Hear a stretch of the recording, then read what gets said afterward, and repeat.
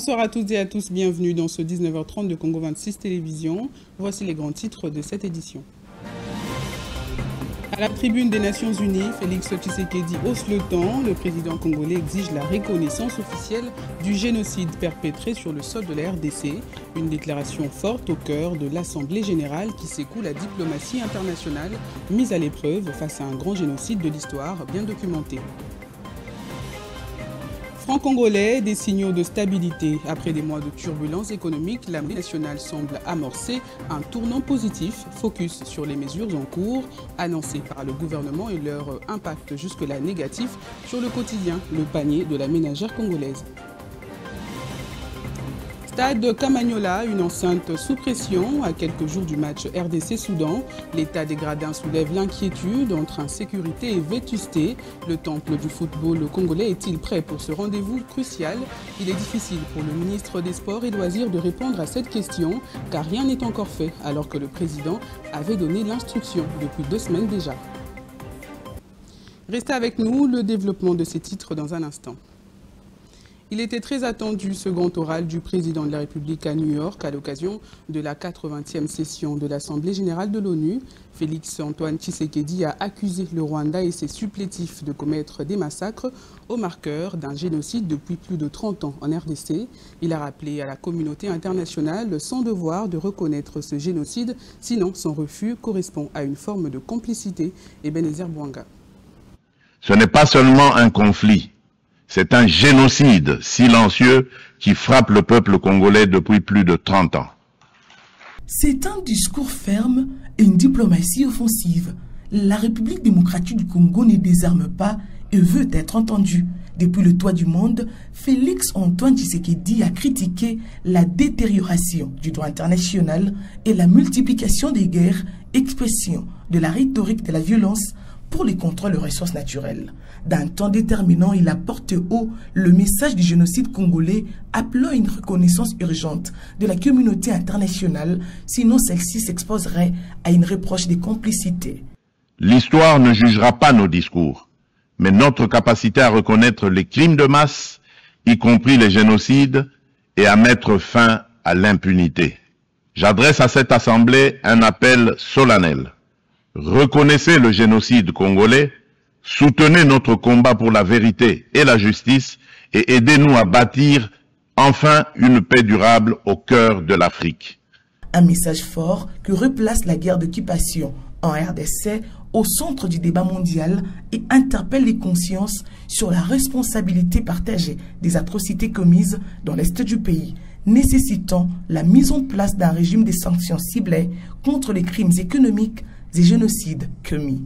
Nous demandons que les Nations Unies instaurent un régime de sanctions ciblées contre les auteurs des crimes économiques, mais aussi des crimes de guerre, crimes contre l'humanité et crimes de génocide commis à l'est de mon pays, et qu'elles soutiennent toutes les actions visant à tarir les circuits illicites d'approvisionnement en minerais qui financent depuis des décennies la guerre et la tragédie. Ces grands orales de Félix Tshisekedi s'inscrit dans une série d'appels répétés de Kinshasa dans un engagement international plus ferme face aux atrocités, guerres prédatrices et les crimes de masse devenus une tragédie quotidienne. Du haut de la tribune de la 80e session de l'Assemblée générale des Nations Unies, la RDC est restée à l'offensive. Elle exige de la communauté internationale justice, dignité et vérité face à une agression rwandaise et son soutien aux tueurs sous l'étiquette AFCM 23. Malgré un accord de paix signé en juin dernier, suivez le président de la République dans cet extrait choisi par Ebenezer Bwanga. Ensemble, ces initiatives ont jeté les bases d'un mécanisme unifié de facilitation régionale. Un élan que nous comptons poursuivre pour préserver la cohésion continentale, renforcer la coordination entre les initiatives africaines et consolider un cadre d'action harmonisé afin de restaurer de manière durable la paix à l'est de la République démocratique du Congo. Notre objectif demeure inchangé, obtenir une paix juste, durable et vérifiable, non une accalmie factice et éphémère qui, depuis près de 30 ans, a trop souvent déçu l'espérance de notre peuple. Nous attendons de la communauté internationale qu'elle se tienne avec constance et courage du côté du droit. C'est à ce prix que la vérité l'emportera sur l'impunité et que la paix redeviendra possible. Madame la Présidente, il convient de préciser que le processus diplomatique engagé avec toutes les parties au conflit n'exclut nullement la quête de justice et de réparation. Si le monde hésite encore à nommer notre douleur, nous n'attendrons pas. Nous en sommes les premiers témoins. Nous en serons les premiers artisans de justice. Mais nous avons besoin de votre solidarité, de votre soutien et du respect plein et entier du droit international.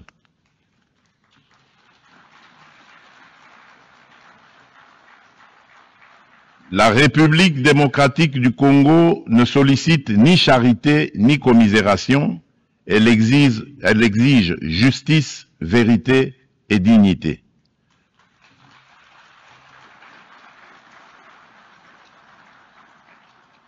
Notre pays a tendu la main. Nous avons signé des accords de paix, accepté le dialogue, pris des engagements pour la réconciliation. Mais une paix factice, bâtie sur l'impunité et l'oubli, n'est qu'un armistice précaire. Lors de son discours à l'Assemblée générale des Nations unies, la France, à travers son président Emmanuel Macron, a fait semblant de se montrer aux côtés de la RDC, une attitude hypocrite qui contraste avec son soutien au pays agresseur, le Rwanda, dont elle tire une grande partie des minerais pillés au Congo. Pour une première, le pouvoir de Macron a reconnu officiellement les massacres commis sur le sol congolais et la violation de l'intégrité territoriale, un discours d'hibernation que le Congolais connaissent déjà. Suivez Emmanuel Macron. La tragédie humanitaire en cours au Soudan est sans doute la plus grave de toutes aujourd'hui. Il nous appartient collectivement de nous mobiliser, comme nous l'avons fait à Paris en 2024. Coordonnons nos efforts pour agir ensemble, pour que les belligérants acceptent la négociation et remettent le pouvoir aux civils. De la même manière, dans la région des Grands Lacs, la souveraineté et l'intégrité territoriale de la République démocratique du Congo doivent être respectées. Il faut rendre l'espoir à la population des Kivu et aux centaines de milliers de personnes qui ont été déplacées. Et c'est aussi pour cela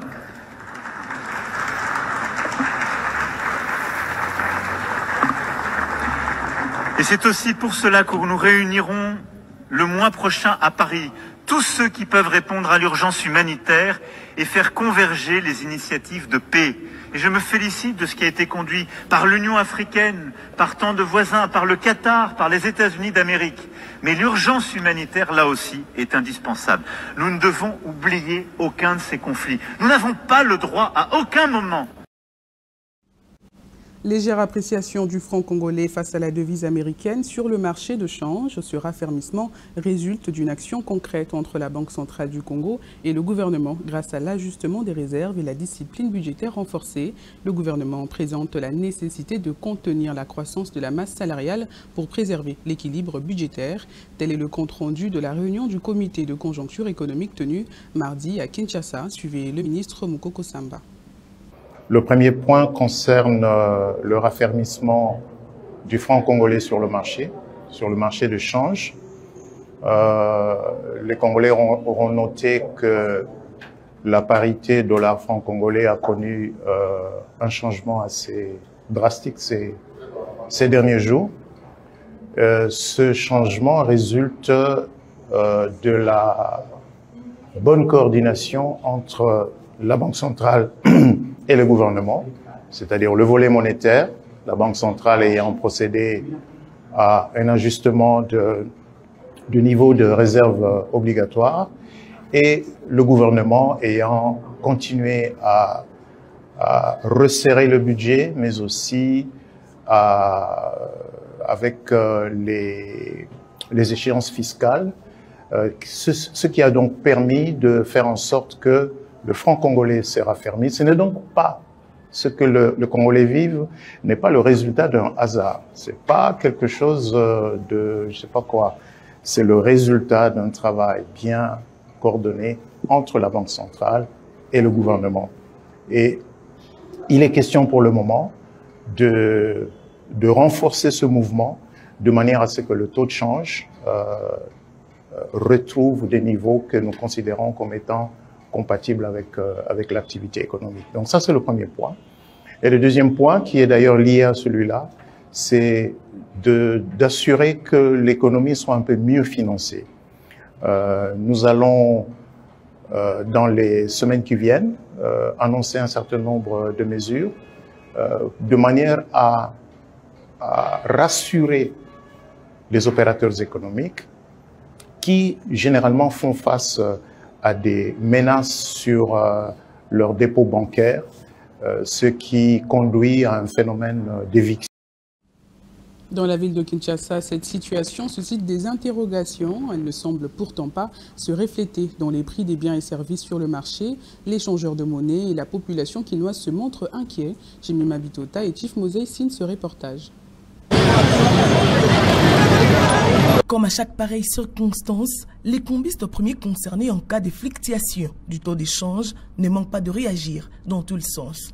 Plusieurs d'entre eux saluent la récente baisse du dollar américain. Ils considèrent cette donne comme un signal positif après une longue période d'instabilité monétaire liée à l'inflation. Oui, on est content, Nous voulons que ça baisse, nous voulons que le pays avance. Tout commerçant sait comment il travaille. Avec la baisse, ça nous facilite de continuer notre business.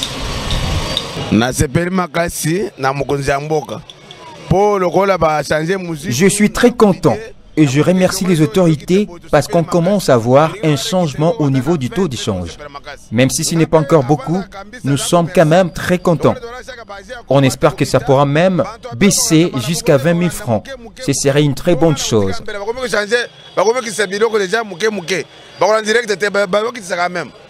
Au sein de la population, c'est l'espoir qui renaît aussi. Mais les préoccupations sont ailleurs.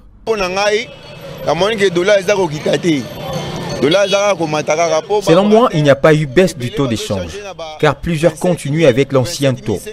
Il n'y a pas de taux officiel fixé, mais eux-mêmes nous changent parfois à 29 000 francs congolais.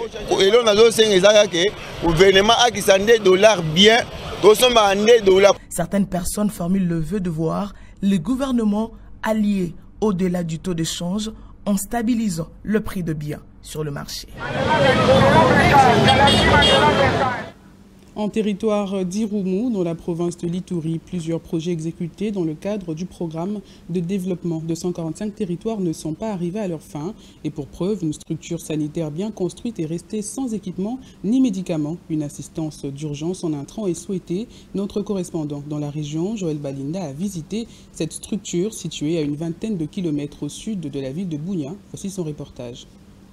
Ces projets de 145 territoires destinés pour les communautés locales, leur offrant des infrastructures de base, telles estimées dans les visions du chef de l'État, des écoles, centres de santé et j'en pense, ont subi une exécution biaisée dans certains coins, dans plusieurs territoires de la dite province. Ces projets boycottés, réalisés dans certains coins, résultant des bâtiments bien construits dans certains coins, mais pas d'équipement, comme peut expliquer ici ses habitants. Par exemple, ici nous n'avons pas certains matériels adéquats qui pouvaient permettre aussi de bien gérer les patients. Par exemple, nous aussi, comme l'a dit l'autre là. Ici, nous sommes à Tchaï, chef-lieu du groupement Makabo, dans la chefferie de Bassi, le territoire d'Irumu, situé à une vingtaine de kilomètres au sud de la ville de Bunia. Les conditions des infrastructures en équipement médical ne favorisent pas un bon traitement des malades, nous explique cet infirmier titulaire rencontré dans cette structure. Aux personnels de bonne volonté, vraiment, nous leur rappelons seulement de suivre le pas que monsieur le chef de groupement vient de faire ainsi que les autres, de venir en aide parce que jusqu'à présent il n'y a rien.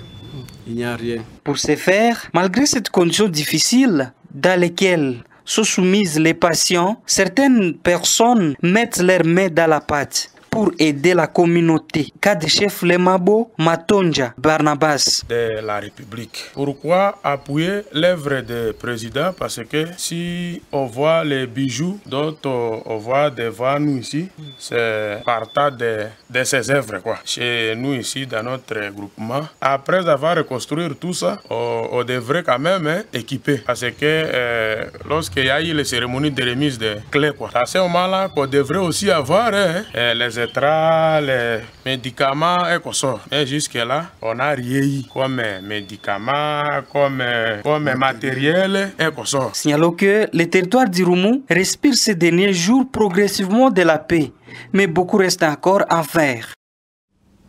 Le stade Kamanyola, temple du football congolais et théâtre de tant d'exploits, présente encore des stigmates de la dernière confrontation face au Sénégal. Des dizaines de sièges cassés, par encore remplacés, témoignent d'un laisser-aller inquiétant, alors même que l'équipe nationale s'apprête à disputer un match crucial contre le Soudan pour le compte de la dernière journée des éliminatoires de la Coupe du Monde 2026. Malgré l'instruction formelle du chef de l'État adressée au ministère des Sports et Loisirs, aucune réhabilitation concrète n'a été entreprise au stade de Martyrs de la Pentecôte. Seule l'évacuation des chaises cassées a été effectuée comme un pansement posé à la hâte sur une plaie béante. Le promesse de rénovation, quant à elle, semble s'être évaporée, fondue comme neige au soleil. À la veille d'une rencontre capitale, une question essentielle se pose. Le ministère des Sports et Loisirs compte-t-il enfin agir? Ou entend-il que la pression médiatique et populaire atteigne son paroxysme pour amorcer un semblant d'intervention? Les stades de Martyrs de la Pentecôte reflètent tristement les contradictions persistantes du football congolais. Un potentiel exceptionnel, mais systématiquement entravé par le manque de vision, d'organisation, d'investissement durable.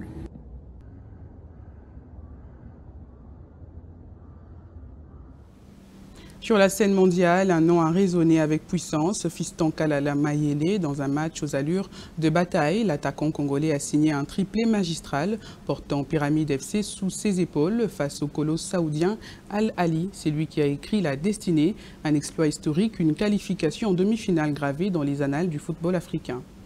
Malgré un effectif XXL du côté saoudien avec des stars confirmées comme Riyad Mahrez, Franck Kessié et le champion d'Afrique Edouard Mendy, dans les cages, c'est bien l'ancien buteur de Young Africa qui a volé la vedette à tous ces beaux mondes.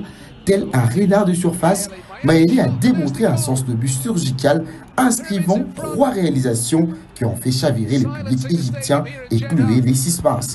Score final, 3-1 pour Pyramide FC, un succès éclatant, presque à lui seul, orchestré par Mayele, désormais propulsé au rang de 0 national. Avec cette performance XXL, il envoie un message fort. Le football africain regorge de talents prêts à briller sur la scène mondiale. La demi-finale s'annonce déjà bouillante et tout le regard seront braqués sur le buteur congolais.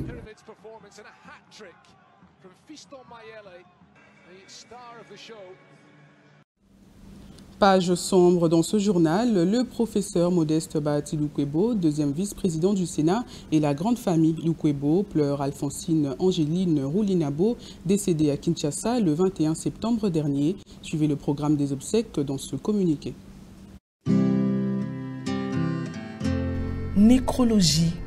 Avec amour, affliction et reconnaissance infinie à notre bien-aimée et regrettée Madame Roulinabo Moussengo, Angéline Alphonsine, grand-mère, mère, sœur, tante d'une grande lignée, née à Bouengere, Ekatana, le 9 août 1953, fille de Léopold Moussengo, décédé, et de Perpétue Moigna Mirali, Niamukara, décédé, épouse de M. Venance Tanko, Kamandoa, en vie, mère de 10 enfants, dont 3 garçons et 7 filles, grand-mère de 26 petits-enfants, chrétienne catholique engagée, venant de fêter ses 50 ans de mariage religieux avec son époux précité à la paroisse Saint-Lambert de Mwanda Katana, femme battante reconnue dans tout Katana qui, par son dynamisme, a contribué efficacement à l'éducation et l'instruction de ses enfants, neveux, nièces et petits-enfants de nature prépondérée, aptes à conseiller, aider et consoler les personnes en détresse, à étudier à l'école primaire des filles de sœurs de Mwanda Katana avant l'école moyenne de sœurs Mwanda Katana. Déplacée de guerre avec sa famille, depuis le mois de mai 2025, après avoir tout abandonné, elle vient d'être rappelée auprès du Créateur, étant à Kinshasa le dimanche 21 septembre 2025. Bien-aimée Angéline Alphonsine, sois accueillie dans la félicité du ciel par le Christ que tu as servi fidèlement et ta mère, la Vierge Marie, pour laquelle tu avais une dévotion. Tu nous seras chère à jamais, ton tendre époux, tes enfants et petits-enfants, tes frères, sœurs et neveux, les amis, pour la famille, Général-Major Lukwebo de Gracias, honorable professeur Bahati Lukwebo Modeste. Les programmes des obsèques de Madame Roulinabo Moussengo Angéline Alphonsine, grande sœur aînée du général-major Lukwebo de Gracias et de l'honorable professeur Modeste Bahati Lukwebo se présentent comme suit. Du dimanche 21 septembre 2025 au samedi 27 septembre 2025, recueillement en famille au domicile de l'honorable professeur Modeste Bahati Lukwebo, 6 avenue des Orangers, numéro 3, commune de la Gombe. Veillée mortuaire et messe d'action des grâces, vendredi 26 septembre 2025 à 18 h au domicile de l'honorable professeur Modeste Bahati Lukwebo, 6 avenue des Orangers, numéro 3, commune de la Gombe. Levé du corps de la morgue de l'hôpital du Centenaire à 9 h le samedi 27 septembre 2025. Exposition du corps, mots des circonstances dans l'ordre annoncé par le modérateur, dépôt des gerbes de fleurs, absoute, départ pour le cimetière de la Gombe et une inhumation dans le respect des mesures d'hygiène. Retour au domicile de l'honorable Modeste Bahati Lukwebo et bain de consolation. Merci pour votre compassion.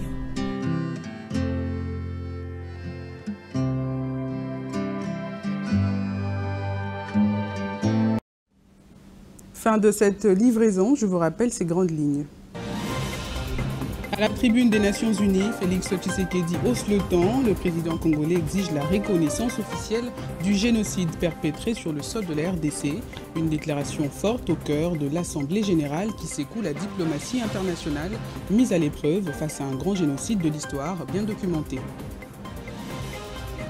Franc-congolais, des signaux de stabilité. Après des mois de turbulences économiques, l'Assemblée nationale semble amorcer un tournant positif, focus sur les mesures en cours, annoncées par le gouvernement et leur impact jusque-là négatif sur le quotidien, le panier de la ménagère congolaise.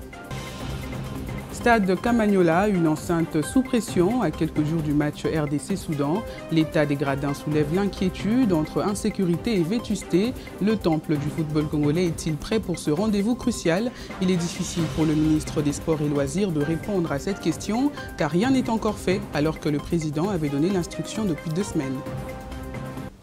Merci de votre sympathique attention et excellente suite de programmes sur Congo 26 Télévision, la chaîne de l'unité nationale.